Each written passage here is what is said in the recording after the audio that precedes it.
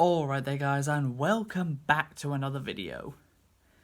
After a couple of weeks off, we have returned with Mr. Bond. He's back on the channel. With 1997's Tomorrow Never Dies. Let's get into it. So, this is the second Pierce Brosnan Bond movie, and the very first one we're covering here on the channel. Pierce Brosnan's opening movie, GoldenEye, is one of the fan favourite Bond movies of all time. And I thought it would be way too obvious and easy to cover that one. So instead I decided to cover one of the lesser liked of the other three Bonds from Pierce Brosnan. And that's why we're here with Tomorrow Never Dies. So the movie begins with the submarine being attacked. This sounds like this is a pretty common thing.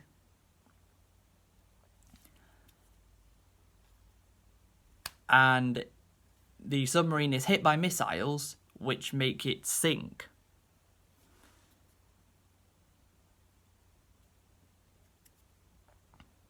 It also has Chinese jets flying past it. But before any of that, we were shown some airbase that Bond is at. Some missiles are sent towards it.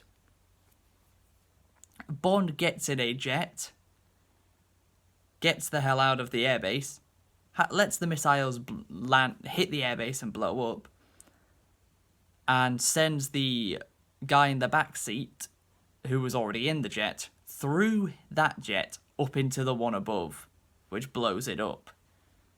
Very smart from Bond. But then we get to the submarine, the British submarine that has been hit. Now they think it was hit by the Chinese jets that are flying past.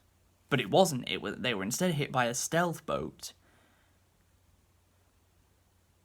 commanded by the main villain of the movie, Mr. Elliot Carver, who wants to basically have free reign and complete control over the media and what gets broadcasted on the news. This movie has a lot of misinformation and disinformation as its plot, and like the dangers of it. Who knew how relevant that would be today, as there's misinformation and disinformation everywhere? What's even the difference between misinformation and disinformation? It's the same thing, isn't it? Why do we call it two different things when it's the same thing?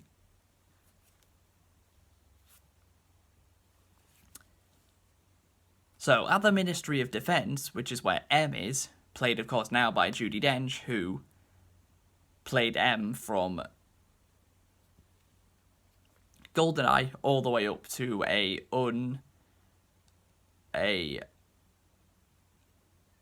cameo she made as Inspector, which was never credited.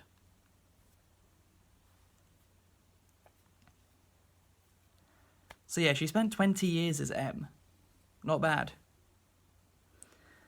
Bond is sent to Hamburg because that's where a lot of the mishaps happen to be going on, because that's where Mr. Carver is. Bond is told by M that use his previous relationship with Mr. Carver's wife, who he had met previously, to try and get some information out of her and what's going on. Bond arrives at the party, introduces himself as a banker,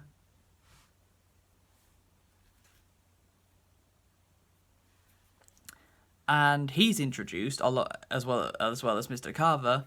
They're introduced to Wei Lin, a woman who works for a Chinese defense agency. And she is played by Michelle Yeoh, who you may know better from her Oscar-winning performance in Everything Everywhere All at Once from last year.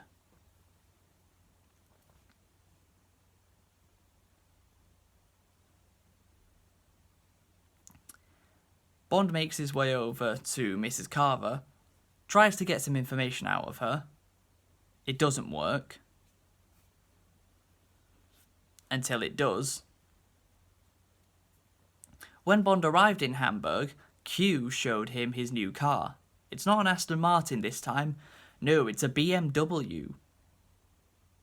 That also has a robotic female voice. And Q says to Bond,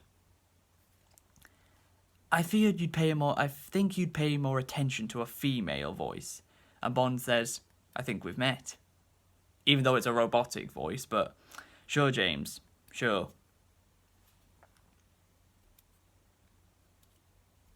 Bond does Bond things with Mrs. Carver. I think you know what that means.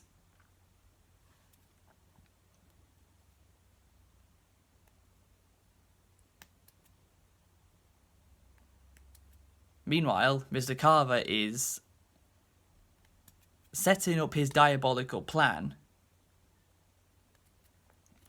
talking to many different organisations around the world of what tomorrow's news will be, as he is the one that controls the news.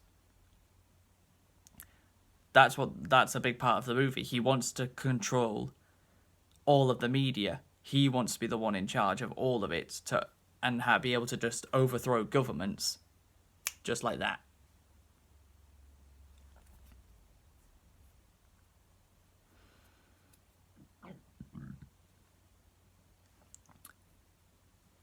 So Bond ends up getting figured out by Mr. Carver. And as Bond's leaving the hotel he was at, he gets a call from Mr. Carver. Because he'd snuck in to a secret room and stolen some important navigation equipment in order to stop any more missiles.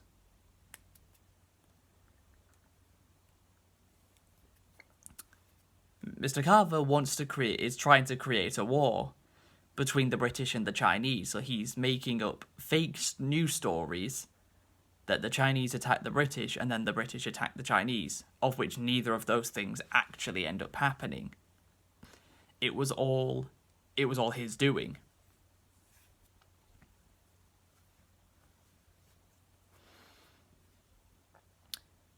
So after Bond gets the call, he heads back into the car park of the hotel, makes his way back to his hotel room, and Mrs. Carver is dead. A doctor turns up holding a gun at Bond and tells him basically what the next news story is going to be about herself and him dead. Meanwhile, some Mr. Carver's goons go into the car park up to Bond's BMW because he hid the navigation equipment in the car. First they try to open it normally and it gives them a little shock. Then they try sledgehammers to smash it open. That doesn't work. Then they try shooting it open and even that doesn't work.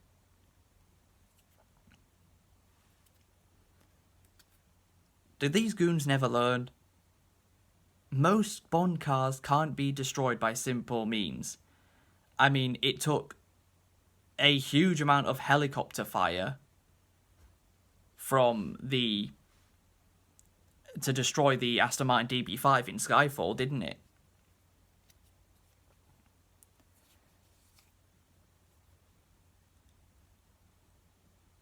So the doctor asks Bond to open the car. So Bond gives him his phone, which also has a remote control for the car on the back and many other cool little gadgets on it. He tells him how to open it, gives him the phone. The doctor presses the button Bond said to, which gives him a shock and allows Bond to make his way back into the car park.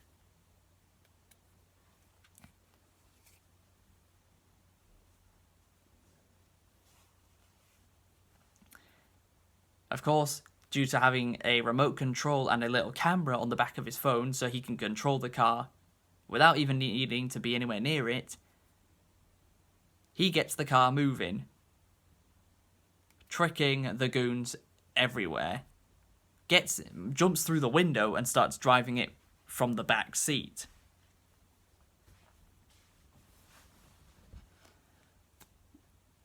And the goons try many different things. They try shooting it, they try a metal cable to try and snap the top of the car off. And they even try a rocket launcher. None of these things end up working, as the car had its windshields shot through by the goons, and the rocket from the rocket launcher goes through the hole in the front windscreen and out the hole of the back windscreen. Bond has a little saw attached to the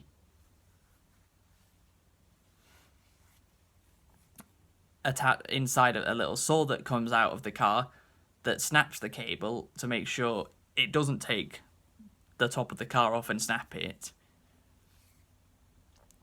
Then, just before he gets to the top, he jumps out of the car, and the car drives straight off the cliff into a rental car shop.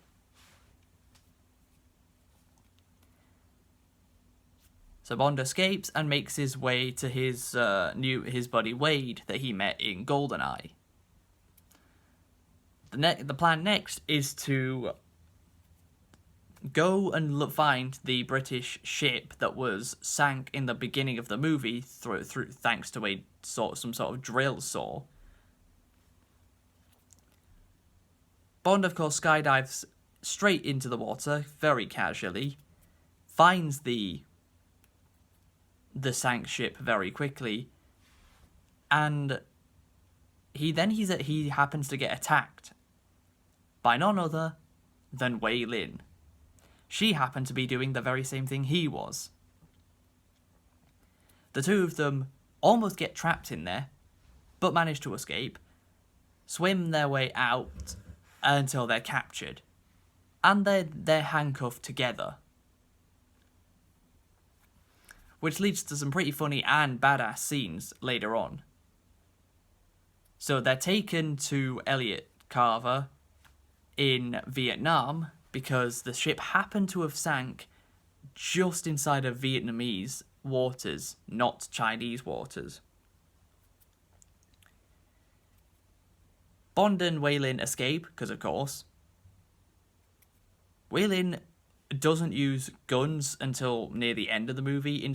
She's very much equipped with hand-to-hand combat, and she's pretty badass. She's definitely She's definitely the most badass Bond girl I've seen so far, out of all the movies I've watched. She just kicks ass.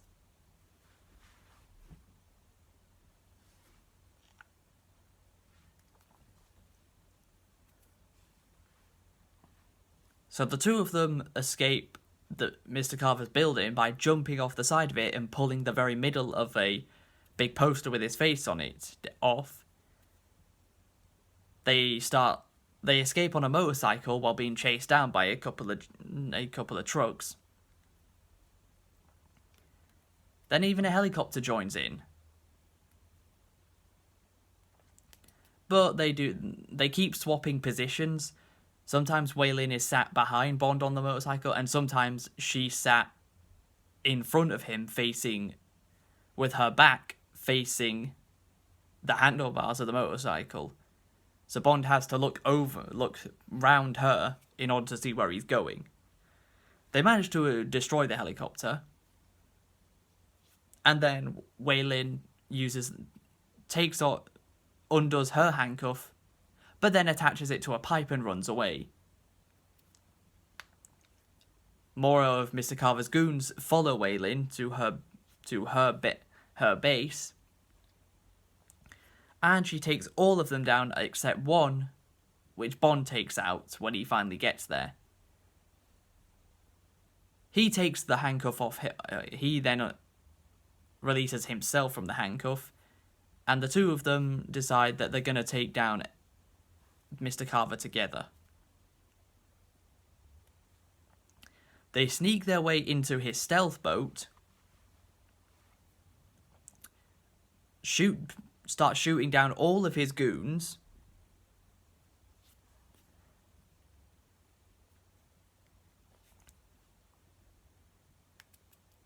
Of course, Mr. Carver's main henchman, Stamford, he almost kills Wei Lin after dropping her into the ocean with a bunch of chains round her. Bond takes out a lot of guys with, he starts off by dual-wielding his silenced pistol and a freaking MP5. That's pretty badass.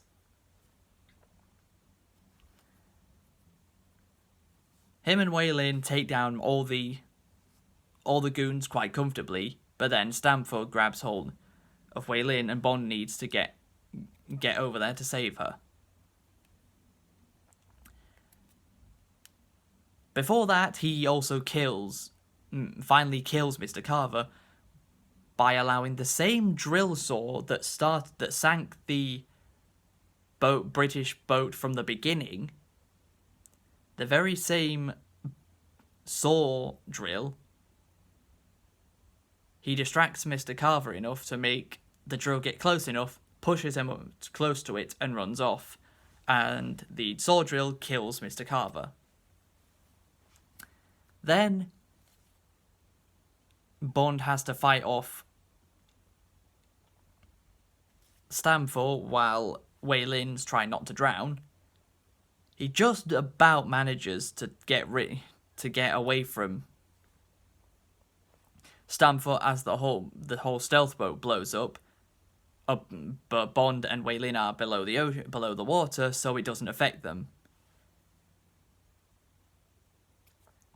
He manages to save her, and the two of them end the movie making out, because of course they do.